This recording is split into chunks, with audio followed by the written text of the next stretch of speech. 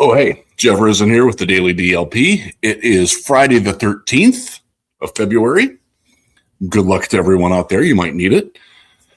Going to talk about the big thing that landed in Lions land yesterday. My friends Eric Schlitt and Jeremy Risdon from Pride of Detroit scored an interview with new offensive coordinator Drew Petzing, and they did a fantastic job with it.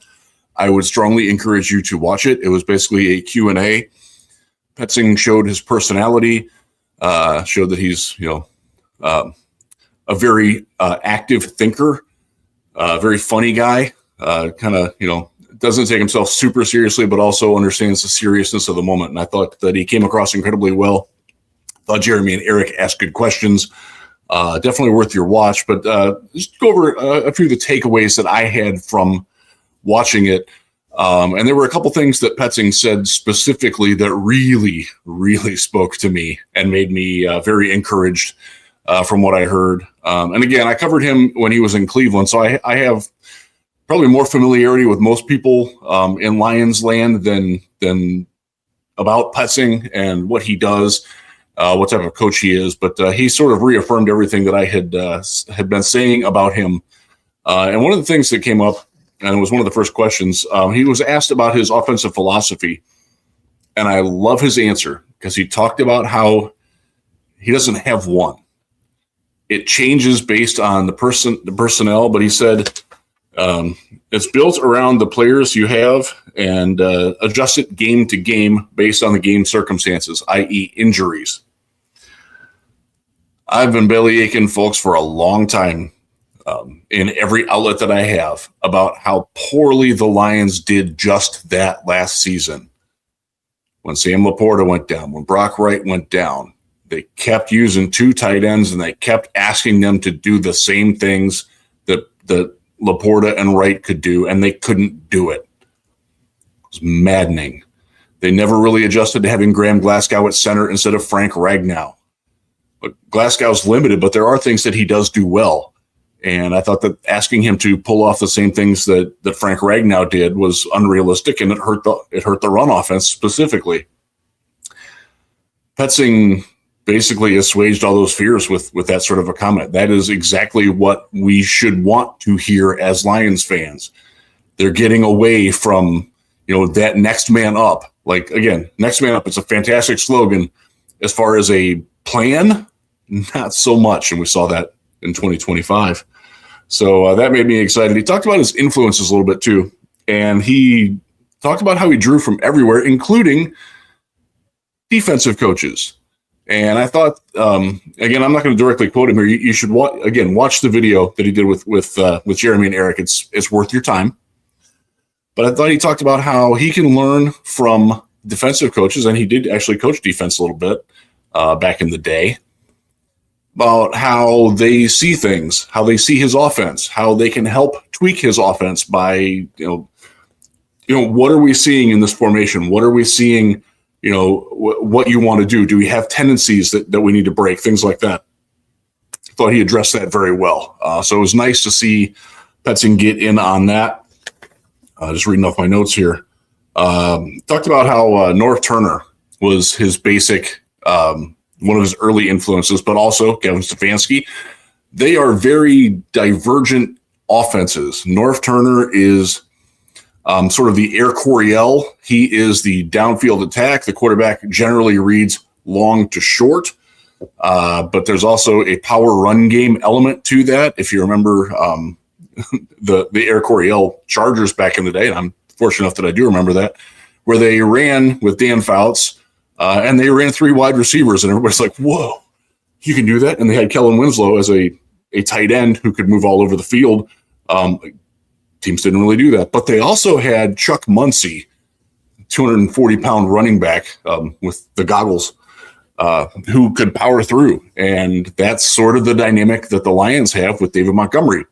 Get the more in demo in a second. Then Kevin Stefanski is very much West Coast, Shanahan, Kubiak tree of offense, which is more timing-based, layered route concepts, those sorts of things. A lot of pre-snap motion manipulation. like he blends it all together. And I thought that I thought he addressed his situation in Arizona well, because Arizona didn't have a lot going on offensively successfully. But I thought he did a pretty good job of explaining how he managed it and why specifically they went to running more 13 personnel. He talked about all the injuries they had on offense. He played, I believe he said, 7 different tight ends last year. They were without their top 2 running backs, and they started, I believe he said 12 offensive linemen. It might have been 10, but it's a lot of injuries on their offense that impacted things. And what he did, to go back to the first point, he adapted to the personnel he had instead of trying to run the same thing. That should be music to every Lions fan's ears. I really like that. Let's go back to David Montgomery.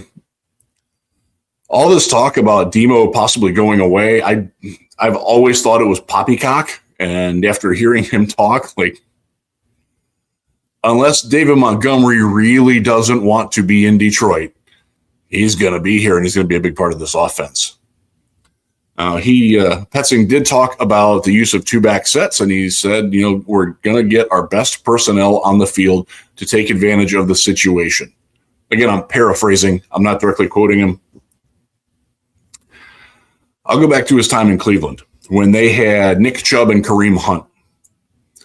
And one of the things that Browns fans longed for, much like Lions fans have done in the past couple of years with Demo and Jahmyr Gibbs on the roster, put them in the backfield together, man. And I do remember the 2021 season, and they ran exactly 2 plays with both of them in the game.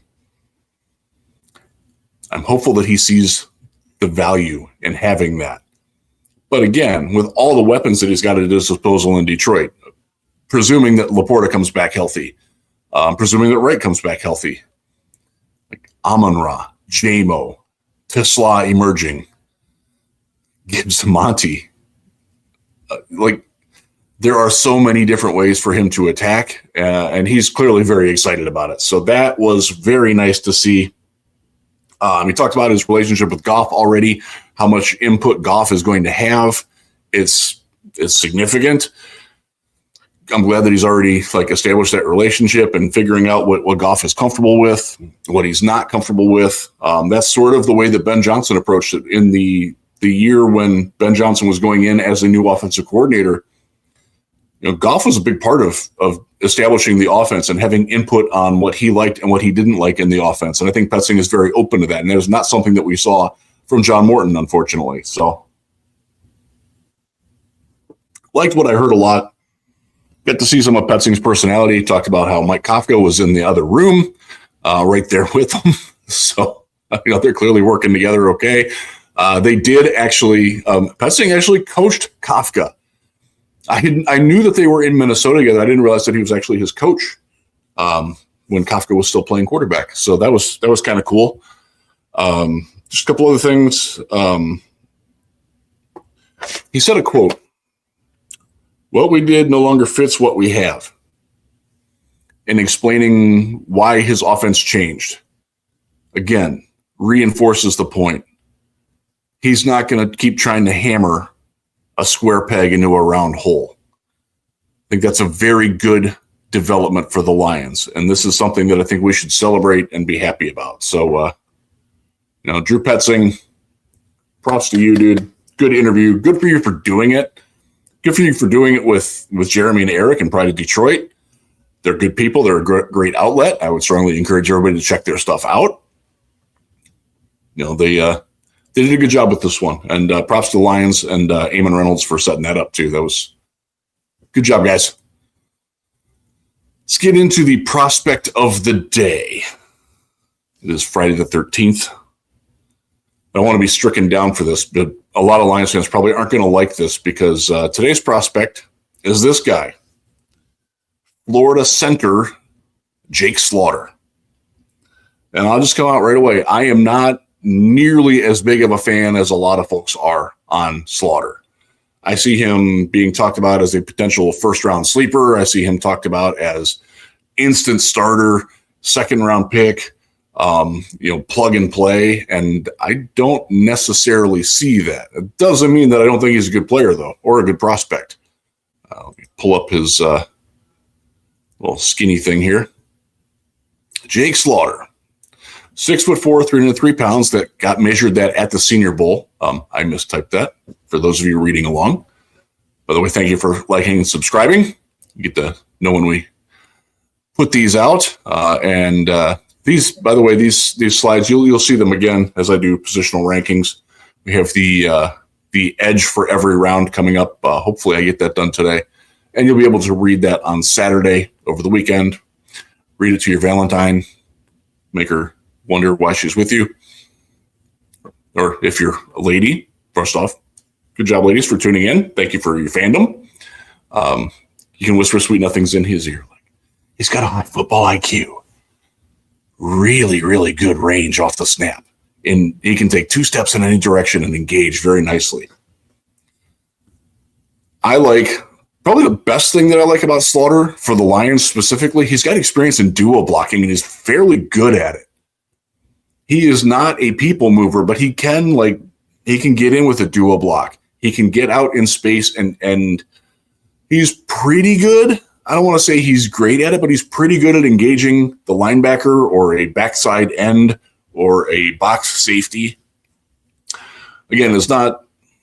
There are prospects in this draft who do all those things better than him, but he's pretty consistent with it. And I think where I like Slaughter for the Lions is that his floor is relatively high. He's not going to be a guy that you're going to be like, oh my God, why did we draft this dude? He can't play. Like, nobody will ever say that about Jake Slaughter. But when you look at the negatives down at the bottom here, there are some things that concern me in terms of how high he can elevate the offense and how high he can elevate his game, because he feels like a finished product. He's kind of been the same guy for the last 2 years at Florida, and his body looks maxed out. He's just not that, like, one-on-one, he's not powerful. He's not going to move people. He can occupy and seal, but he's not going to anchor or push people out of his way in the way that Tate Ratledge did as a rookie, in the way that Christian Mahogany does as a left guard. Mahogany has his warts. One thing that's not a wart, he will move people. That's not what Slaughter does. There are a couple of, and these are, again, admittedly nitpicky because I do like the player, but I don't love him. Short arms. They are under 33 inches, which on a 6'4" guy, again, proportionality is important. 32-inch arms are great if you're 6'1". If you're 6'4", you got short arms. He's not T-Rexing it out there or anything, but it does impact his ability to fire into the pads of a nose tackle specifically. And he has had a lot of his issues primarily have come when he's got a heads-up nose tackle on him. And they can move him. They can get into his pads, and he doesn't have the strength or the arm, whatever, to get off of it or to prevent it. And for a quarterback like Jared Goff, who is so reliant on not having pressure up the middle, I do worry about that. 7 penalties last year. He had 7 accepted. He actually had 10 called on him per Florida. So it's not great. I don't have a breakdown of the penalties. I did see 2 of them. He had a illegal head bob and he had a hold. And again, it was a guy basically bullying him over. At the Senior Bowl, he did a better job in one-on-ones. So that is encouraging. But did have shoulder surgery last offseason. It didn't cost him any time. It was not major surgery. It wasn't, it was less than what Taylor Decker had, based on my understanding of what has happened with Decker. In terms of where I rank him, Slaughter, pull him back up here. Great name. Again, high floor prospect. He is my number 79 overall prospect. So that is in the 3rd round. Would I be okay with them taking him at 50? Probably not. I think there are other players that that are in that range, who can do more, but also, with the risk that they might do less, if that makes sense at all. He's in that range of, safe. And I see projections where he's like going like 30th. Like I don't see that from him. He's a decent athlete. He's not a special athlete. He does have some, and this is fairly common with interior offensive linemen. And it's something that you watch when you're watching the tape. When he's got to go to a side, he stays square pretty well, but can he stop himself from taking that next step? This is actually one of the problems that Christian Mahogany has as a guard, is that he can get to the point, but then if the guy has quickness or if he has a nice swim move or a spin, like he can't stop himself, reset himself quickly enough, and he'll get beat. And there is a little bit of that on Slaughter's tape. The other big drawback, he is a center only. He's only ever played center. That's not necessarily a problem if he's your center. But, again, if he's not, you're going to teach him a new position. That's sort of nitpicky, but it is what it is with Slaughter. So he is a guy that I would be very comfortable with. Lions don't have a third-round pick right now. Again, don't get married to the fact that they don't have a third-round pick right now. Fourth round, he's fine. If they haven't taken an interior offensive lineman yet and he's there in the fourth round, hell yeah, man, go get him. But I'm not seeing a guy that I want to take in the second round. But that's just me. You're free to have divergent opinions on that. That's where we're at. Got another daily coming. It will probably not be on Saturday. Tomorrow's going to be a very busy day for me. And then we'll probably get one to you on Sunday. So we're going to take a little bit of a day off. We'll bring a little bit more on Sunday. But again, Jeff Risdon signing off for the DLP. Be good to one another out there.